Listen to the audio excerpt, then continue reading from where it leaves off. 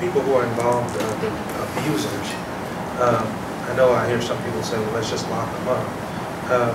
Prisons are becoming overcrowded, you know, and the problem is not really being solved by locking someone up. What do we do to get into the minds or to turn this around or to rehabilitate? Is there any We have solution to one that? certified veterans intervention program in Chattanooga. Only in the last 5 years, well, less than 5 years, have we become aware that anger management does not help. You can't send these people to anger management because the problem's not with anger. It's with power and control over another person. So we need veterans intervention programs. Our problem also has been that we wanted to change this person's lifelong behavior in 10 weeks. It's kind of like changing an alcoholic's behavior who's been a lifelong alcoholic in 10 weeks. Not possible. So what we need are longer programs. Some states, like in California, are going to 3-year domestic violence intervention programs, so that in 3 years' time you have time to actually unlearn that inappropriate behavior, because that's what's happened. We've learned the wrong thing to do. So we have to unlearn it, relearn more appropriate ways to deal with our conflict, and then have that reinforced over time long enough so that it doesn't disappear the minute that person's not under a mandate from the courts to be in treatment. I would say 99% of the cases that are in treatment are there because the court said you have to go. They're not there because they believe they have a problem. They don't think they do. As far as perpetrators are concerned, and my victims, I would imagine, would bear this out.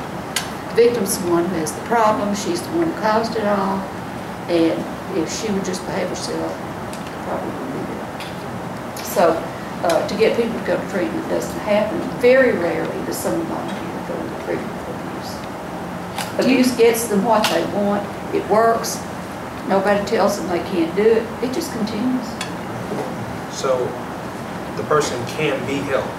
There's a possibility. possibility. The best treatment programs in the country have very high recidivism rates, like 80%. So, and part of that reason is because we try to do 10 and 12-week programs.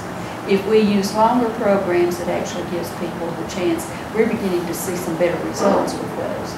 Here again, everybody, if you get a person who is sociopathic, probably all your best efforts are not going to work, or not going to be rewarded for changes in behavior. If you've got enough pathology there, it probably won't work. Not everybody can be changed. There has to be some amenability to change. At some point, you have to be able to see, hey, I need to work on this.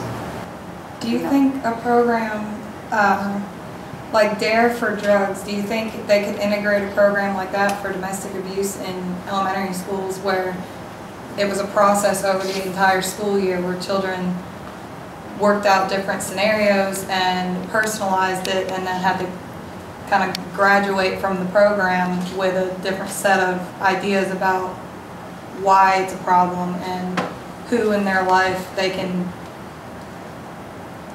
I don't know, depend on to be a safe spot, and different areas that could really help. But like you said, it can't be fixed in 10 weeks, but if maybe it were integrated for a whole school year and just a tiny piece of the day each day in early childhood education. If it was incorporated so that it becomes a value that's incorporated into the child. Right. And you know, we all have our core values pretty well set by the time we're finished with elementary school. By the time you're 12, pretty much the core values are there. That's not to say we can't change. Human beings are very flexible if they need to be. So yes, it's a great idea to do that. I think it would be wonderful to incorporate that so that every day. So I don't think that would be as expensive as setting up organizations for people that already have a problem.